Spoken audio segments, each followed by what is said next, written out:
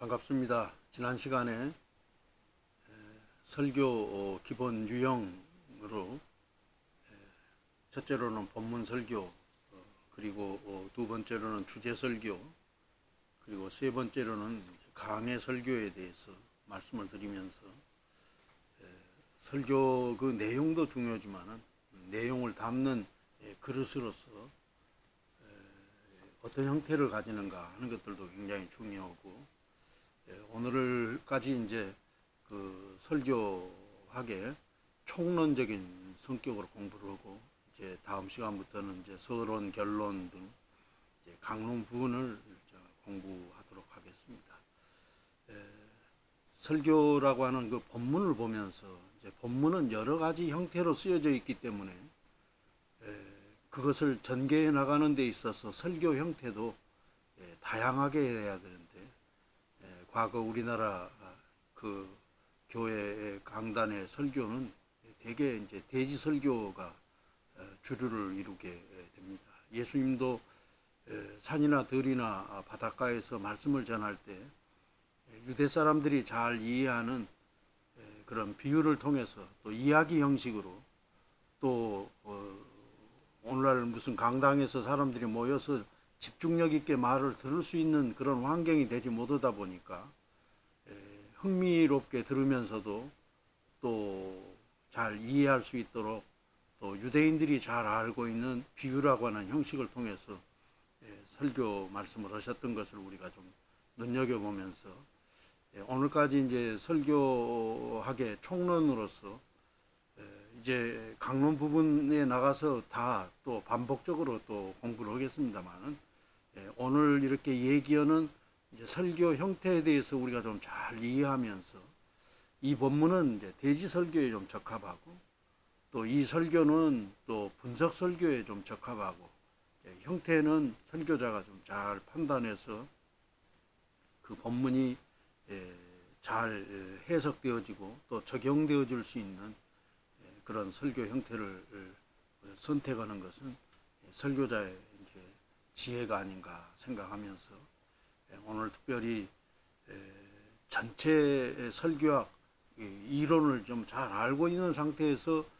이런 그 설교 형태를 얘기하면은 쉽게 이해하겠습니다만은, 아직 이제 뭐 이것들을 다 이해할 수 있는 상황이 아니다 보니까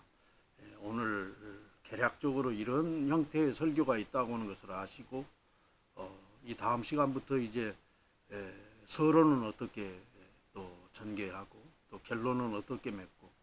또 본론은 어떻게 진행하는가 하는 것에 대해서는 다음 시간에 차분하게 또 단락에 맞게끔 공부하도록 그렇게 하겠습니다. 지난 시간에 조금 언급했던 것처럼 대지 설교는 19세기 말 미국 교회에서 굉장히 회자되어진 설교 형태였었고, 또 그 영향을 받은 선교사들이 우리나라에 와서 또 그 설교할 때 주로 대지 설교, 주제 설교인 대지 설교를 하게 되어서, 다만 이제 우리 강단에서는 가장 쉽게 접할 수 있는 설교가 대지 설교라고 하는 것이고, 또 되게 좀 이제 균형을 맞춘다고는 의미에서 이제 3대지를 얘기하게 되는데, 우리가 대지 설교를 생각하면서 좀 주의해야 될 것은 뭔가, 그저 첫째, 둘째, 셋째 해가지고 평면적으로 이렇게 세 가지 주제를 이렇게 얘기하는 형식으로 했었을 때는 좀 흥미롭다든지, 또 그 본문을 가지고 집중도 있게 설교하기가 사실은 쉽지 않는 문제가 있거든요. 그래서 대지 설교를 하게 될 때 사실은 좀 입체감이 들도록 세 가지를 그저 평면적으로 대등한 입장에서 그냥 나열하는 것보다는 첫째, 둘째, 셋째를 하면서 좀 교과서 외에서 좀 얘기할 수 있다고 한다면, 첫째는 오늘 다루고 있는 주제의 의미를 좀 명확하게 잘 얘기하는 것이 좋겠고, 두 번째로는 그것을 어떻게 실천해 나갈 것인가, 실천 방안에 대해서 또 얘기를 하고, 또 세 번째 단락으로 그 대지에서는 이렇게 실천했을 때 하나님께서 어떤 복을 주시는가 하고 이렇게 얘기를 하게 되면 그저 첫째, 둘째, 셋째 대등한 입장에서 그냥 이렇게 등이 접속사로 어떤 문장을 구성하는 것과 같은 그런 밋밋한 것이라기보다는 좀 밀도 있게 또 입체적으로 그렇게 느껴지게 되면 훨씬 더 의미가 있지 않겠는가. 만일 이제 사랑에 대한 주제를 가지고 얘기를 한다고 한다면 첫째로 사랑이란 뭘까 하는 거에 대해서 첫 번째 대지에서 좀 밝혀두고 두 번째 대지에서는 그러면 이런 사랑을 실천하는 방안은 뭘 것인가. 그리고 세 번째로는 이런 사랑을 실천했었을 때 하나님께서 주신 복은 뭔가 하고 이렇게 얘기를 하게 되면 3대지라고 하지만은 첫째, 둘째, 셋째가 서로 연관도 맺으면서 또 의미를 더 높여주지 않겠는가 하는 그런 의미에서 여러분들이 그 대지설교도 과거 뭐 첫 번째 사랑은 참쓴 것입니다. 뭐 두 번째로 사랑은 친절한 것입니다. 또 세 번째로는 사랑은 이렇습니다. 하고 이렇게 그 얘기하는 것보다는 조금 심도 있게 다루는 것이 좀 좋겠다 생각하고 여러분들 책 171페이지의 그 대지설교의 구성표를 보면서 이제 이 다음에 강론을 공부할 때 다 또 내부적으로 또 공부하는 것인데 오늘은 조금 이런 기본 표에 대해서 여러분들이 좀 아시면 좋겠고요. 174페이지 이제 분석 설교 어떻게 보면 설교학 개론을 공부하면서 좀 익숙하지는 않은 설교 형태입니다만은 좀 추천하고 또 좀 잘 훈련해야 될 설교 형태가 분석 설교. 왜냐하면 이제 주제 설교, 주일 오전에 드리는 예배 설교를 감당하는 데 있어서 대부분 이제 주제를 중심으로 해서 설교를 하게 되고 주제에 맞게 좀 충실하게 설교할 수 있는 그런 형태가 다름 아닌 분석 설교다는 것을 좀 보면서 그 분석 설교의 그 전개를 어떻게 하는가에 대한 그 특성과 또 오늘 분석 설교는 어떤 모습을 가지는가에 대해서 조금 우리가 좀 이론적으로 무장을 하면 좋을 것 같습니다. 174페이지 제일 밑에 뭐 당연한 얘기입니다만은 이 분석 설교를 하게 될 때 주제를 가지고 하는 설교입니다만은 첫 번째로 설교의 주제는 반드시 본문에서 나와야 된다. 어떤 설교든지 간에 본문이 가장 중요한 것이죠. 예를 들어서 설교자가 자기 임의대로 어떤 이야기를 하고 싶고 그것을 하나의 근거를 대는 것으로 본문을 이제 인용한다고 한다면 이게 이제 주객이 전도된 것이죠. 오히려 하나님의 말씀인 성경을 깊이 묵상하고 또 연구한 가운데 거기에서 묻어나는 그 진리 또 주제 이것을 다뤄야 되기 때문에 반드시 이제 설교 주제는 본문에서 이렇게 나올 수 있도록 본문이 이제 설교를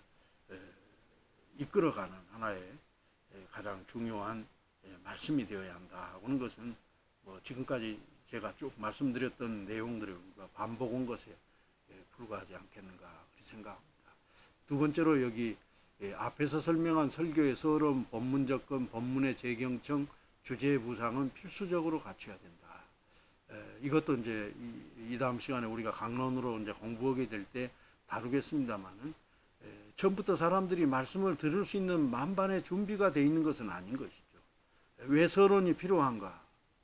마음을 열게 하고 또 그 말씀을 충분히 이해하고 받아들일 수 있는 그런 그 여건을 만드는 것이 설교자에게 있어서 굉장히 중요한데 이런 사전 준비 작업이 전혀 없이 단도직입적으로 이렇게 얘기를 하게 될 때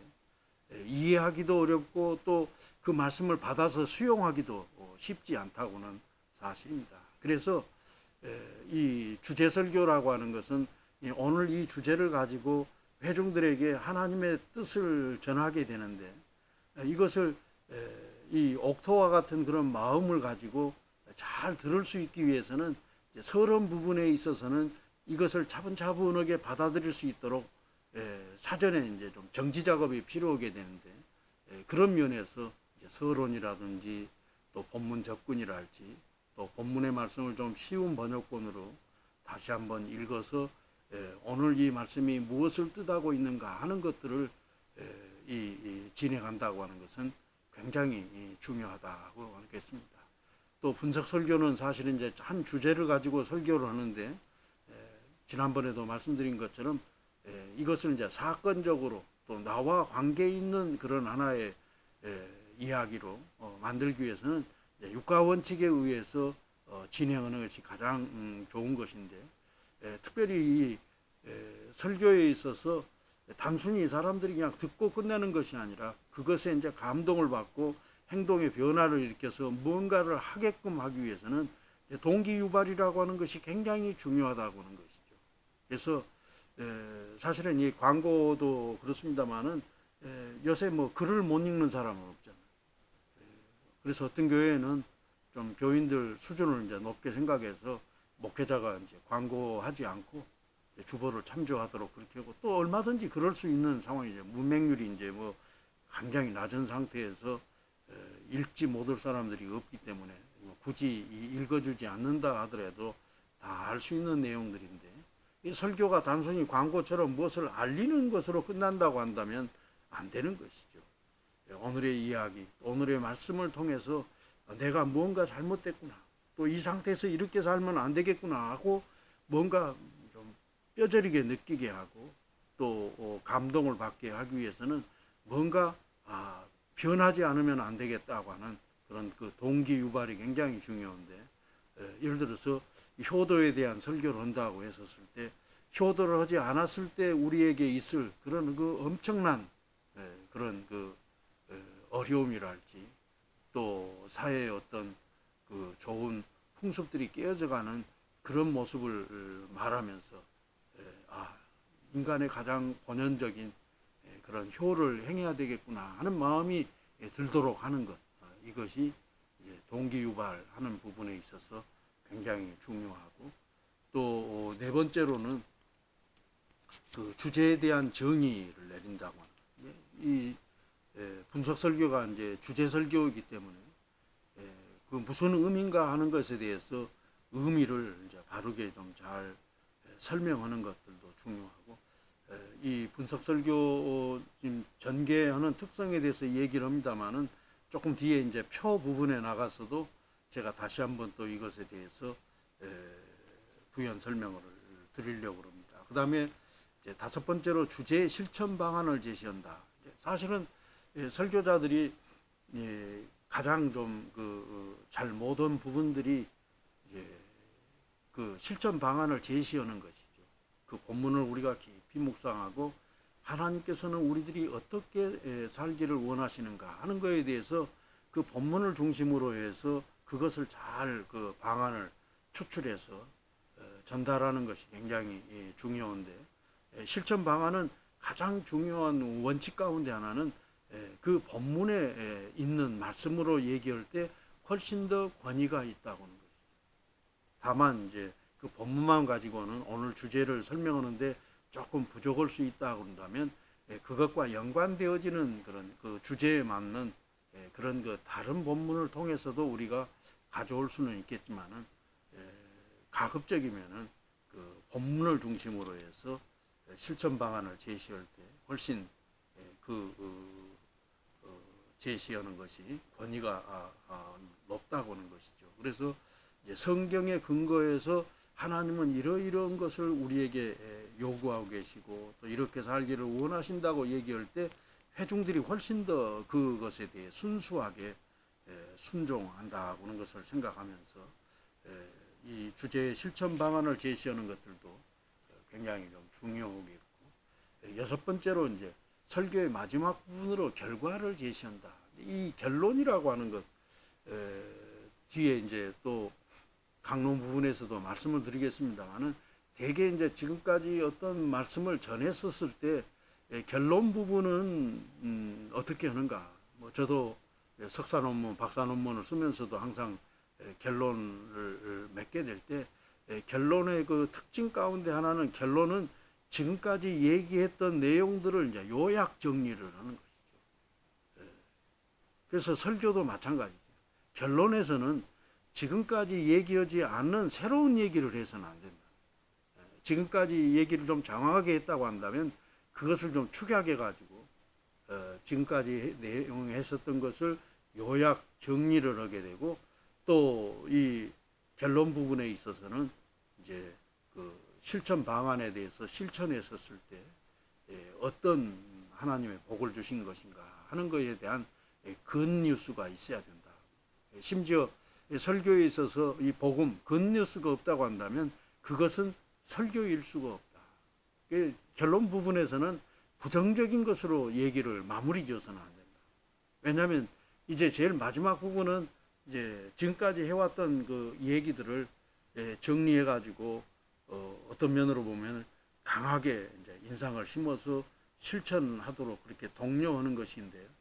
긍정적이고 또 진취적인 어떤 적극적인 어떤 그런 생각을 갖게끔 해야지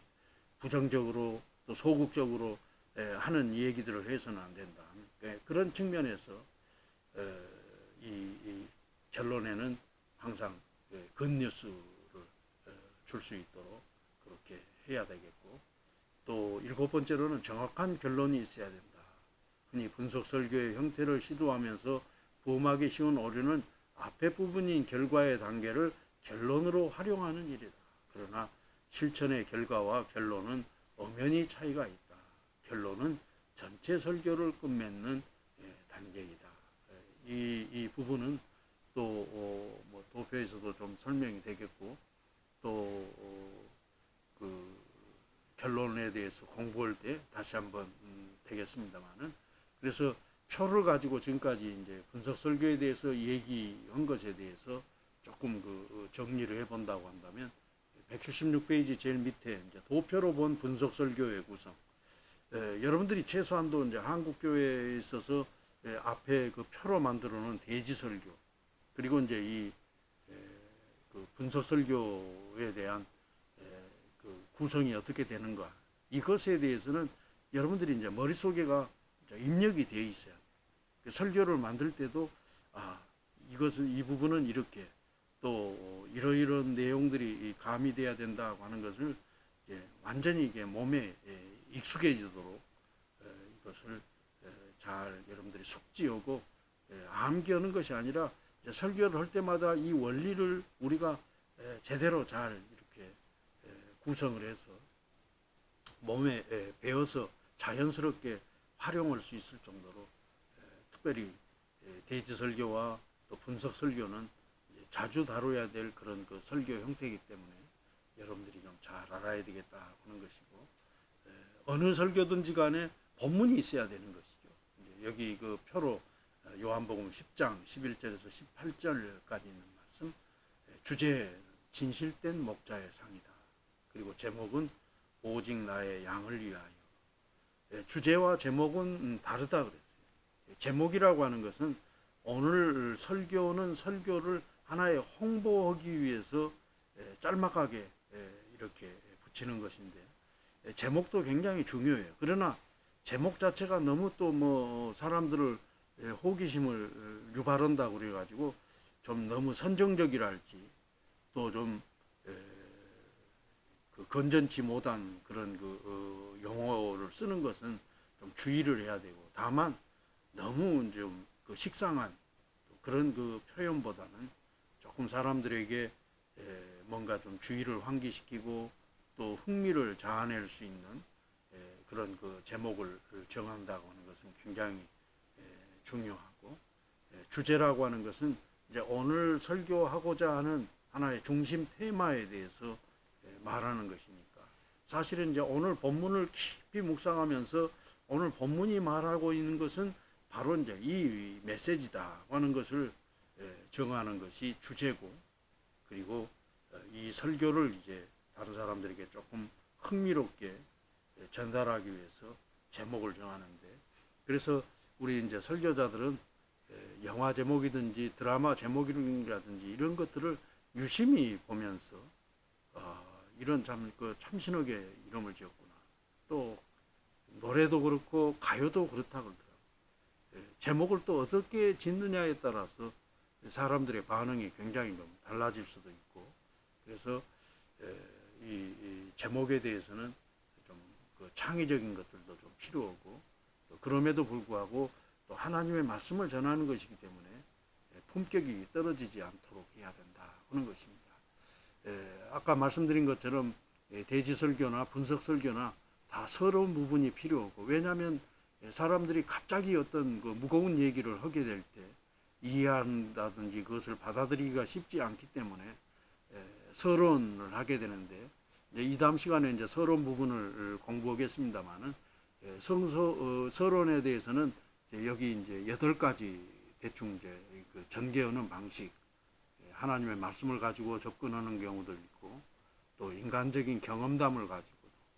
또 문제를 제기하고, 또 요즘에 지금 그 많은 사람들이 회자되는 그런 뉴스 이야기를 가지고도 올 수 있겠고, 또 인용구라든지, 또 자기가 책을 읽으면서 또 감동받았던 그 부분을 가지고 또 얘기할 수도 있겠고, 또 사람들이 이제 계절이랄지 또 날씨에 대해서 또 조금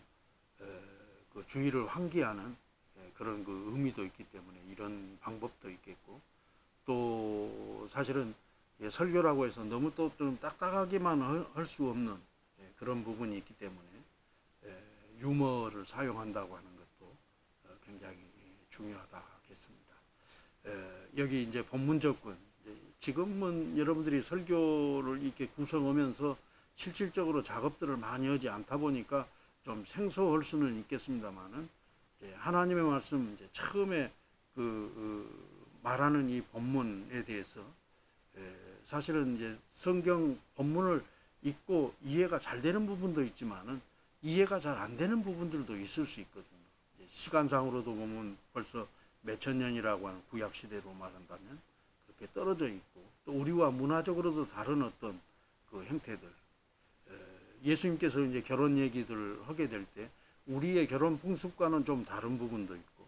또 장례식 얘기도 사실은 이스라엘과 우리는 다르잖아요. 보통 우리는 3일장을 하게 되는데, 이스라엘에서는 날씨가 덥기 때문에 당일날 장례를 치르게 된단 말이죠. 우리는 땅에다가 이제 매장하는, 지금은 이제 화장으로 대부분이 이제 많이 바뀌어갑니다만은, 유대인들은 이제 그 납골당 같이 이렇게 그 굴에다가 이렇게 장례를 치르게 되고, 또 그런 그 장례 풍습들도 다르기 때문에 성경에 나오는 그런 이야기들을 액면 그대로만 그냥 얘기를 하게 되면 회중들이 쉽게 이해할 수 없는 그런 그 부분들이 있거든요. 예를 들어서 뭐 밭에서 보화를 캐낸 얘기들, 이런 것들도 왜 밭에 그런 그 보화가 있을까 그런 오해할 수 있잖아요. 근데 이제 그때 당시에 그 유대 나라는 굉장히 좀 그 전쟁도 자주 일어나고 그래서 좀 안심할 수 없는 그런 그 상황인데, 그러다 보니까 전쟁이 날 때마다 사람들이 몸을 피신하면서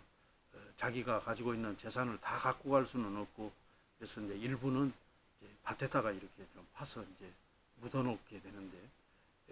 그 피난 갔던 사람이 이제 못 돌아오는 경우들도 있잖아요. 그랬을 때 이제 그 밭에 감추인 보화를 이제 우연히 또 이렇게 캐내어서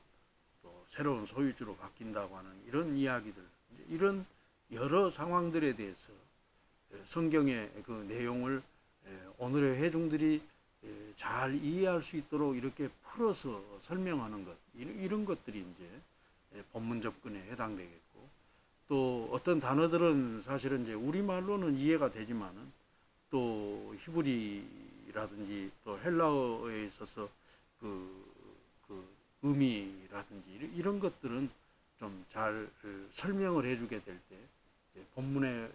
의미를 알고서 훨씬 더 친숙하게 생각할 수 있다 그런 것입니다. 그러면서 이제 여기 본문의 재경청이라 그랬는데, 오늘 본문 말씀 우리가 이제 아무래도 그 개역 개정판 성경을 예배 시간에 우리가 좀 쓰고, 어떤 분들은 또 그 현대인의 역본을 가지고 쓰는 교회도 있습니다만, 좀 딱딱하고 어려운 단어를 구사하게 될 때 회중들이 좀 이해하기 어려운 부분이 있고, 그래서 제일 좋은 것은 자기가 좀 그 성서 원어 실력이 된다고 한다면 개인적으로 그것을 좀 번역을 해서 그 의미를 다시 한번 이렇게 얘기해 주는 것도 좋겠고, 그러지 못할 경우는 좀 쉬운 번역본을 가지고 본문의 말씀을 다시 한번 이렇게 읽어주는 것도 의미가 있습니다. 왜냐하면 사실은 성경 말씀을 읽어가지고 이해가 되고 또 마음에 감동이 된다고 한다면 더 이상 설교할 필요가 없는 것이죠. 그러나 이제 그 설명이 좀 필요한 부분들도 있을 수 있고 그렇기 때문에 설교자의 노력이 좀 필요합니다만은 가급적 본문을 접하게 하고 또 본문이 조금 그 어려운 부분은 쉽게 번역본으로 본문을 다시 한번 접하게 하는 것들 굉장히 중요하고, 여기 이제 주제의 부상이라 그랬는데 주제를 이제 5회 이상 언급한 현장을 언급하고 그다음에 이제 주제의 정의를 내린다 그랬는데, 여기 이제 그 주제의 정의를 내린다고 하는 것들도 부정적인 정의를 한 3번 정도 하고 그다음에 그 주제의 의미에 대해서 또 이제 성경 말고 다른 데서는 이것을 어떤 의미로 말하고 있는가, 또 성경에서 말하는 것은 뭔가 하는 것에 대해서 우리가 좀 정의를 내릴 필요가 있다고 보겠는데, 예를 들어서 이제 결단이라고 했을 때 우리는 이제 어떤 그 중요한 순간에 이렇게 해야 되겠다고 이제 마음의 결심을 하는 것이라고 하는데, 좀 그 주제를 좀 쉽게 받아들이기 위해서는 3번 부정을 하라고 하는 것은 의미를 더 명확하게 하자는 그런 뜻이죠. 예를 들어서 결단이라는 게 결단 아닌 것이 뭔가 하는 것을 한 3번 정도 언급하고 그 다음에 이제 진정한 결단은 뭔가 하는 것을 이제 얘기했을 때 훨씬 더 이 주제가 선명해진다고 볼 수 있는데, 좀 제가 간단하게 한번 그 예를 들어본다면 결단이란 양자택일을 하는 것은 아닙니다. 둘 중에 그냥 어느 것 하나 선택하는가 그런 문제도 아니고, 또 결단이라고 하는 것은 다수의 의견을 쫓는 것도 아닙니다.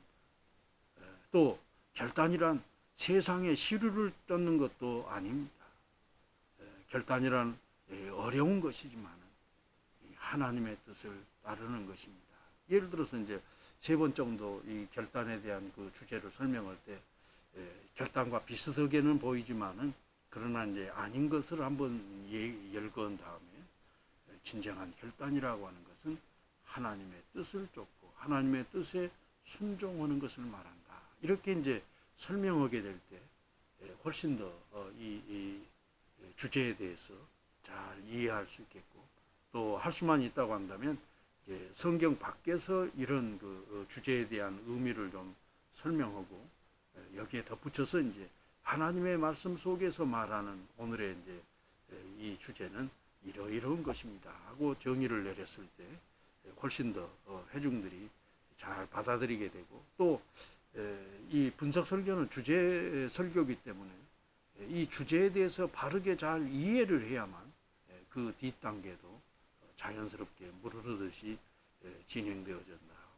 아까 또 제가 얘기한 것처럼 이제 주제의 필요성이라고 하는 것을 말하면서 왜 부정적인 것들을 현장을 소개함으로써 이렇게 살지 않으면 안 된다고. 예를 들어서 효에 대한 설교를 하게 될 때 부모님께 효를 다하지 못하고 불효한 사람들의 그 좋지 않는 모습들, 이런 것을 비치면서 이렇게 살아서는 안 되겠구나 하는 것에 대한 그 대비하는 것들이 있을 수 있기 때문에